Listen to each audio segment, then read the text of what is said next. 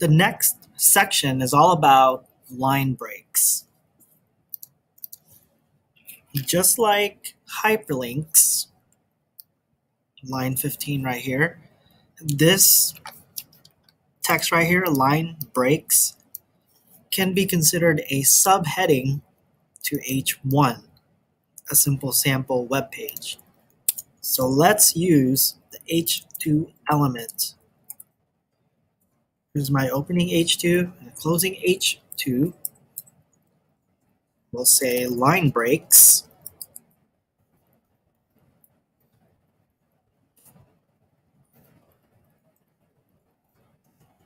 First paragraph, here's my opening and closing p tags. HTML does not normally use line breaks for ordinary text. A white space of any kind is treated as a single space.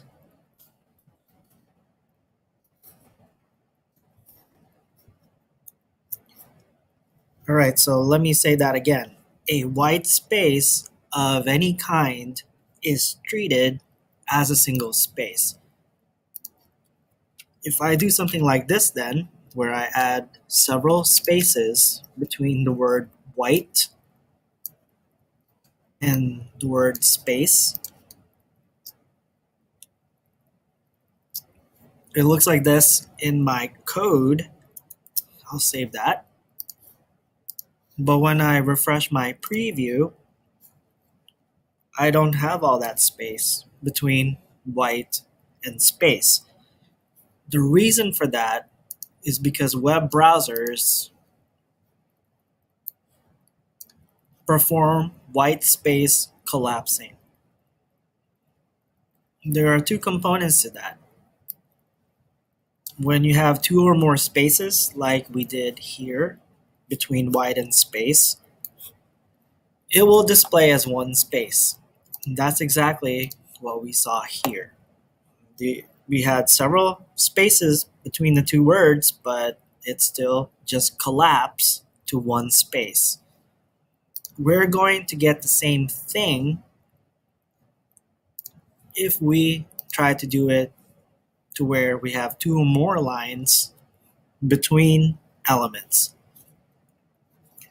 But we'll address that later. First, let's talk about how that might be useful for you.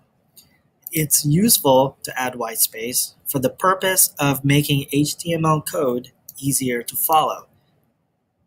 I haven't really pointed it out, but hopefully as you are following along, you have made the same indentations that I've used in my code. That is, I put in all this beautiful white space between lines of code.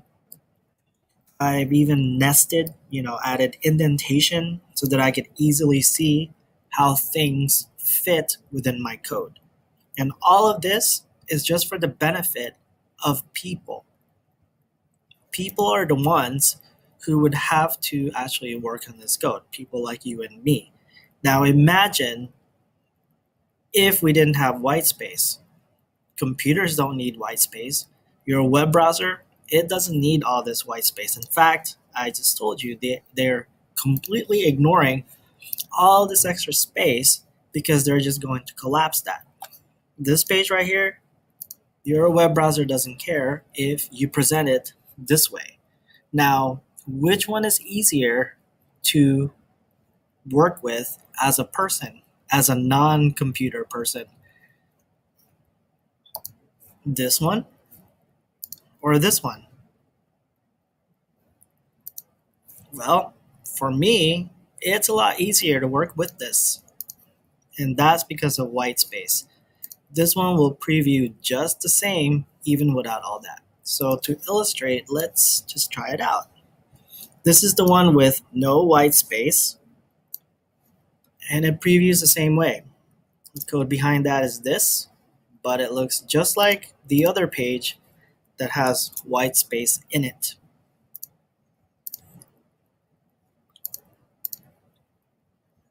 So for this class, as you're working on code for various assignments and labs, I would like for you to do this with all the white space instead of something like that. It just makes me tired looking at that, right? So let's not do that. Now, what if you really want to have several spaces between that? Well, we could use CSS, but we haven't got to that yet. So let's use something else for now. We can use the non-breaking space, NBSP. And the code for that, to add a non-breaking space, is the end sign, and then NBSP semicolon. So let's do that. NBSP semicolon. And we'll put a couple of more of those. Put 4. Save that. And now when I refresh my page, it will have non-breaking spaces between those two words.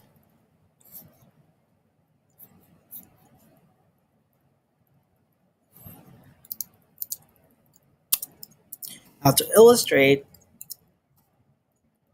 line spaces, white space collapsing on that, let's do this. What if I want, so I'll start a new paragraph. What if I want to put a line break after this line, like so. I want this line all by itself, but still be in the same paragraph. It's in the same paragraph because here's my opening p tag and there's my closing p tag. It's all in there. Now I want it to have 3 lines of space between the two. I'll save that, refresh my preview, but as you can see, 2 or more line spaces was collapsed into just 1. If you want it to have a space between lines, then what you need is the BR tag, the line break tag. So let's do that. This BR tag is another example of a self-closing element. It doesn't have an opening or closing tag. Instead, we can just use the name of the tag and then a /.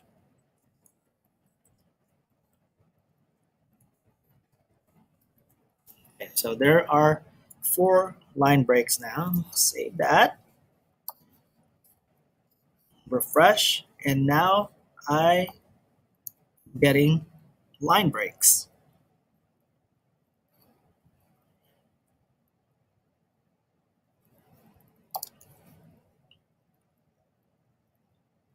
Okay, this will be a good time to go ahead and work with headings some more.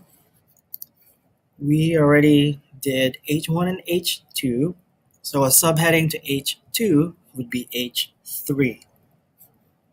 In my sample web page, we're making this text a subheading 2 line breaks. So that means that we need to use H3 for that.